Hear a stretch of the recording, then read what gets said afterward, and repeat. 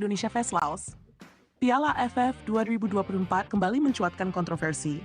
Pada matchday kedua babak penyisihan, laga antara Timnas Indonesia melawan Laos yang digelar di Stadion Manahan, Solo, Kamis 12/12, berakhir dengan skor 3-3.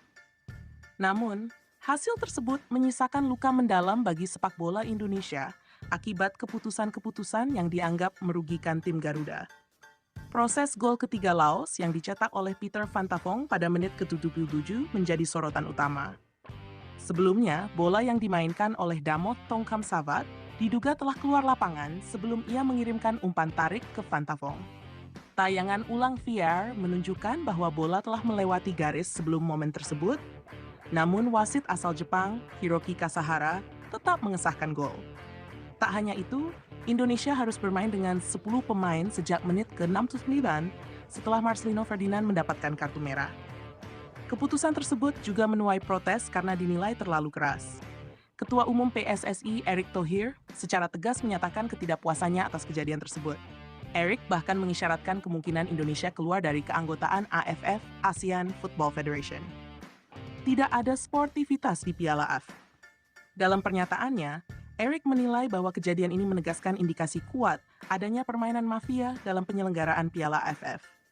Erick mengatakan, kami di PSSI sebenarnya tidak menargetkan banyak hal di Piala AFF, karena sejak awal sudah tahu ini turnamen yang penuh kontroversi.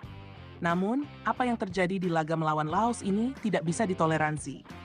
Menurut Erick, PSSI tengah mengumpulkan bukti-bukti terkait dugaan kecurangan di Piala AFF. 5 bukti utama telah diidentifikasi, yang memperkuat dugaan bahwa AFF tidak lepas dari pengaruh bandar atau mafia. 5 bukti dugaan kerjasama AFF dengan mafia. 1. Kontroversi gol Laos.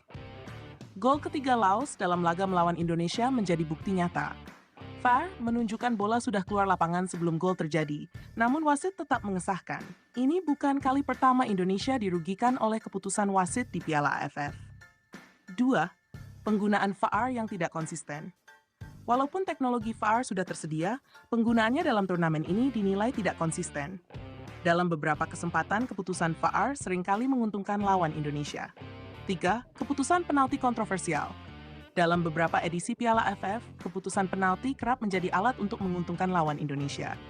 Pelatih Shin Tae-yong pernah menyoroti keputusan penalti yang merugikan saat Indonesia melawan Malaysia di Piala AFF U23, di mana kontak yang minim antara Kadek Arel dengan Fergus Tierney tetap berujung penalti untuk Malaysia. Kekerasan yang tidak dihukum. Pada Piala AFF U23, pemain Vietnam, Nguyen Hong Phuc, melakukan sikutan terhadap Haikal Al-Hafiz yang tidak direspon oleh wasit. Insiden ini hanya satu dari banyak momen pelanggaran keras terhadap pemain Indonesia yang dibiarkan begitu saja. 5.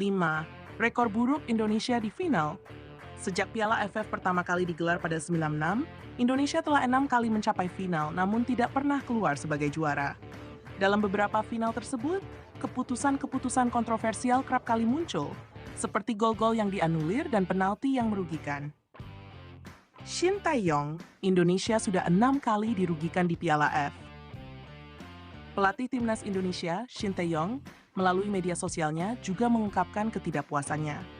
Dalam unggahannya, Shin Tae-yong membeberkan sejumlah momen kontroversial yang merugikan Indonesia selama ia menjabat. Sebagai pelatih, saya hanya ingin keadilan. Tapi, sudah 6 kali saya melihat Indonesia dirugikan secara terang-terangan di Piala AFF, tulisnya. Beberapa momen yang disorot Shin Tae-yong diantaranya adalah penalti kontroversial dalam laga melawan Malaysia, pelanggaran keras terhadap pemain Indonesia yang tidak dihukum, dan keputusan VAR yang merugikan, pertimbangkan keluar dari AFF. Erick Thohir menyebut bahwa PSSI tengah melakukan diskusi serius dengan anggota Exco untuk mempertimbangkan keluar dari AFF. Langkah ini dinilai perlu untuk melindungi integritas sepak bola Indonesia. Sepak bola adalah olahraga yang menjunjung tinggi sportivitas, bukan tempat untuk permainan kotor. Kami tidak bisa terus-menerus menjadi korban di turnamen seperti ini, kata Erick. Langkah ini bukan tanpa preseden. Sebelumnya, beberapa negara di Asia Tenggara juga pernah mempertimbangkan keluar dari AFF karena merasa turnamen ini tidak lagi kompetitif dan transparan. Apa kata publik? Wacana Indonesia keluar dari AFF mendapatkan respons beragam dari publik. Sebagian mendukung langkah ini karena merasa Piala AFF tidak memberikan keuntungan signifikan bagi perkembangan sepak bola Indonesia. Namun, ada pula yang menyarankan agar PSSI memperjuangkan reformasi di AFF daripada keluar begitu saja. Piala AFF telah menjadi ajang penting bagi sepak bola Asia Tenggara. Namun, kontroversi yang terus muncul membuat banyak pihak mempertanyakan integritas turnamen ini. Jika dugaan keterlibatan mafia dan kecurangan terus terjadi, maka langkah tegas seperti yang dipertimbangkan PSSI dapat menjadi contoh bagi negara lain untuk menuntut perubahan. Apakah Anda setuju jika Indonesia keluar dari AFF demi sepak bola yang lebih adil dan sportif? Hasil imbang lawan Laos merugikan posisi Indonesia di klasemen dan ranking FIFA. Hasil imbang 3-3 melawan Laos pada matchday kedua grup B Piala AFF 2024 tidak hanya memengaruhi posisi timnas Indonesia di klasemen sementara, tetapi juga berimbas negatif pada poin di ranking FIFA.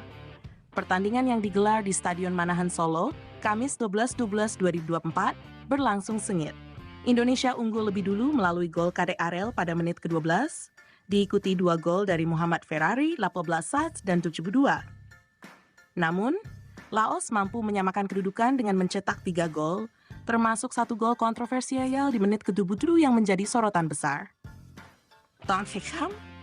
Dengan hasil ini, timnas Indonesia masih memimpin klasemen sementara grup B dengan koleksi 4 poin dari 2 pertandingan.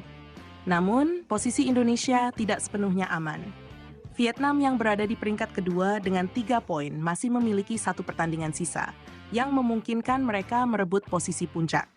Kegagalan meraih kemenangan melawan Laos menjadi kerugian besar bagi Indonesia. Meski masih berpeluang lolos ke babak semifinal, hasil imbang ini membuat perjuangan Garuda untuk mempertahankan posisi teratas semakin sulit.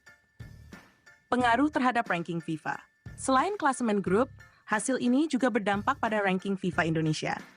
Berdasarkan data dari situs Football Ranking, Indonesia kehilangan 11 poin FIFA akibat hasil imbang melawan Laos. Saat ini, Indonesia mengoleksi total Serbium 135,80 poin dan tetap berada di peringkat ke-125 dunia. Sejauh ini, Indonesia hanya berhasil menambah 0,69 poin dari 2 laga di Piala AFF 2024. Kemenangan atas Myanmar pada laga pembuka menyumbang 1,40 poin. Tetapi hasil imbang melawan Laos justru mengurangi 1,11 poin. Di sisi lain, Laos justru mendapatkan keuntungan. Tambahan 1,11 poin membuat mereka kini mengoleksi 89,35 poin, meskipun masih bertahan di peringkat ke-186 FIFA. Ke depan,